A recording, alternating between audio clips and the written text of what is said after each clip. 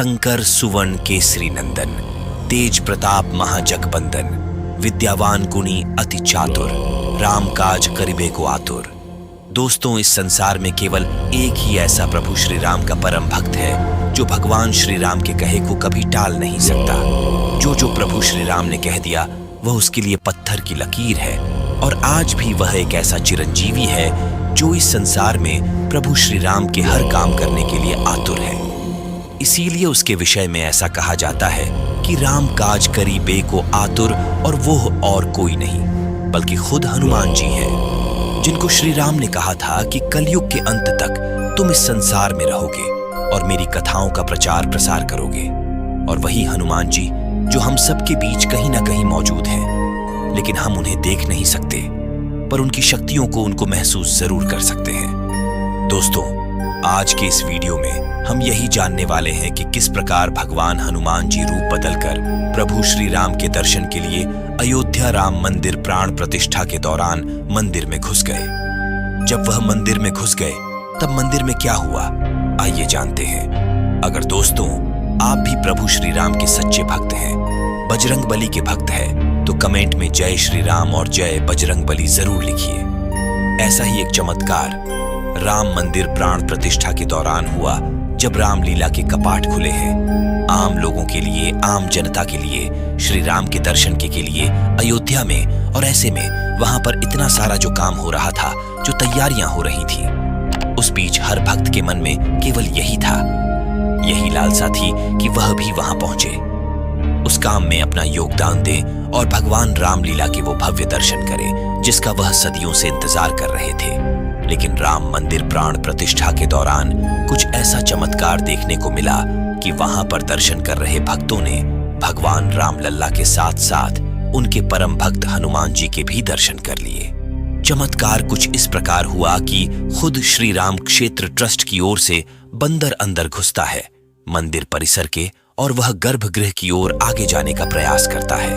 बहुत सारे लोगों की भीड़ के बीच में वह बंदर अचानक से प्रवेश करता है।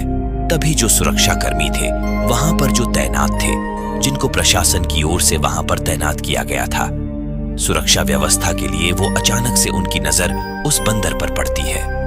उनको लगता है कि कहीं वो अंदर आकर कुछ उत्पात ना मचाए, या फिर किसी को कोई नुकसान ना पहुंचाए, या फिर कोई मूर्ति ना गिरा दे। लेकिन जैसे ही वो बंदर गर्भगृह के अंदर प्रवेश करने वाला ही होता है, तभी सुरक्षा कर्मी उसके पीछे भाग जाते हैं। तभी अचानक से वह बंदर उत्तरी द्वार से बाहर निकल जाता है, और यही उत्साह था तमाम राम भक्तों के अंदर। उनको ऐसा लगा जैसे उन्होंने खुद हनुमान जी के दर्शन भी कर लिए हो। रामलला के दर्शन के साथ साथ तो उनके ये जो दर्शन है, वहां जो लोग उस वक्त मौजूद थे उन्होंने कहा कि सफल हो गए, क्योंकि उन्होंने खुद उनके परम भक्त हनुमान जी को भी देख लिया था। वहां जो सुरक्षा कर्मी भी तैनात थे उन्होंने भी यही बात कही कि रामलला के साथ साथ ऐसा लगा जैसे हनुमान जी उनके दर्शन करने पहुंचे हो, और बिना किसी को नुकसान पहुंचाए वह बंदर वहां से चुपचाप निकल जाता है। पहले दक्षिणी द्वार से प्रवेश करता है, भीड़ से होते हुए गर्भगृह तक जाने का प्रयास करता है, और जैसे ही सुरक्षा कर्मी उसके पीछे भागते हैं वह तुरंत उत्तरी द्वार से मंदिर के बाहर निकल जाता है। तो लोग अब यही समझ रहे हैं कि उन्होंने खुद हनुमान जी के दर्शन कर लिए। देखिए, इस संसार में बहुत सारी शक्तियां हैं, और हनुमान जी को तो खुद भगवान श्री राम ने कहा था कि तुम कलयुग के अंत तक रहोगे और मेरी जो कथाएं हैं उनका प्रचार प्रसार करना। और ये बात जो भक्त हैं वह सच भी मान रहे हैं कि भगवान रामलला के दर्शन के लिए कहीं ना कहीं हनुमान जी भी किसी स्वरूप में आना चाहते होंगे।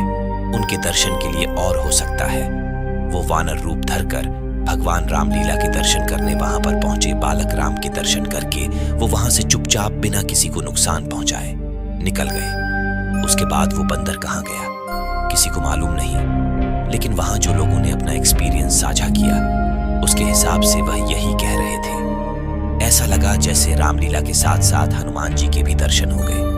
दोस्तों, हमारे हनुमान जी के विषय में ऐसा कहा जाता है कि चारों जुग प्रताप तुम्हारा है, प्रसिद्ध जगत उजियारा। संकट कटय मिटय सब पीरा, जो सुमिरई हनुमत बलबीरा। अंतकाल रघुवरपुर जाई, जहां जन्म हरि भक्त कहाई। और देवता चित्त ना धरई, हनुमत से ही सर्व सुख करई। चारों युग में हनुमान जी के ही प्रताप से जगत में उजियारा है।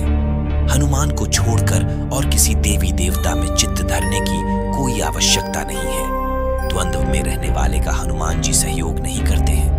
हनुमान जी हमारे बीच इस धरती पर सशरीर मौजूद हैं। किसी भी व्यक्ति को जीवन में श्री राम की कृपा के बिना कोई भी सुख सुविधा प्राप्त नहीं हो सकती है। श्री राम की कृपा प्राप्ति के लिए हमें हनुमान जी को प्रसन्न करना चाहिए। उनकी आज्ञा के बिना कोई भी श्री राम तक पहुंच नहीं सकता। हनुमान जी की शरण में जाने से सभी सुख सुविधाएं प्राप्त होती हैं। इसके साथ ही जब हनुमान जी हमारे रक्षक हैं, तो हमें किसी भी अन्य देवी देवता, बाबा, साधु, ज्योतिष फर्जी आंडू, पांडु बाबाओं के आदि की बातों में भटकने की जरूरत नहीं। शिव के 11वें रुद्र अवतार थे। हनुमान को भगवान शिव का अवतार माना जाता है। ये शिव भगवान के 11वें रुद्र अवतार थे। भोलेनाथ से जुड़े कई ग्रंथों में इस बात का प्रमाण मिलता है कि त्रिकालदर्शी होने के चलते हनुमान जानते थे कि भगवान राम के जीव में आगे किस तरह की परेशानियां आने वाली हैं। पृथ्वी का कल्याण करने के लिए उन्हें प्रभु राम की आवश्यकता होगी। इसके अलावा यह भी उल्लेख मिलता है कि शिव ये जानते थे कि कलयुग में जब राम धरती पर ना होंगे तो किसी ऐसे प्रभु की आवश्यकता होगी जो श्री राम की कृपा से उनका कल्याण कर सके। इसी वजह से भगवान हनुमान को शिव के सर्वश्रेष्ठ अवतार की संज्ञा दी गई है। साल 2014 में सोशल मीडिया पर फिर एक बार ये खबर आई थी। हनुमान जी अभी भी मौजूद हैं और उन्होंने श्रीलंका के जंगलों में उनकी मौजूदगी का संकेत है। इंडिया टुडे पर छपी एक खबर के अनुसार न्यू इंडियन एक्सप्रेस के मुताबिक श्रीलंका के जंगलों में कुछ कबीलाई लोगों ने इस बात का दावा किया था कि उन्होंने हनुमान जी से मुलाकात की है। हनुमान के पैरों के निशान शिमला के जाकू मंदिर में हैं। हनुमान के पैरों के निशान मिलते हैं। दरअसल जब हनुमान लक्ष्मण के लिए संजीवनी बूटी लाने के लिए द्रोण पर्वत पर जा रहे थे, तब हनुमान ने यहां रुककर जाकू ऋषि से कुछ सूचना एकत्र की थी। लौटते हुए इनसे मिलने का वचन दिया था, पर विलंब न हो जाए, इस डर से वह किसी अन्य छोटे मार्ग से चले गए। बाद में हनुमान जाकर जाकू से मिले। तब जिस स्थान पर हनुमान खड़े हुए थे, इनके जाने के बाद वहां इनकी प्रतिमा अवतरित हो गई। साथ ही यहां पर उनके पैरों के निशान भी मौजूद हैं। माता सीता ने दिया था अमरता का वरदान। वाल्मीकि रामायण की माने तो हनुमान जी माता सीता की खोज करते हुए लंका पहुंचे। उन्होंने भगवान श्री राम का संदेश सुनाया तो वह बहुत प्रसन्न हुई। इसके बाद माता सीता ने हनुमान जी को अपनी अंगूठी दी और अमर होने का वरदान दे दिया।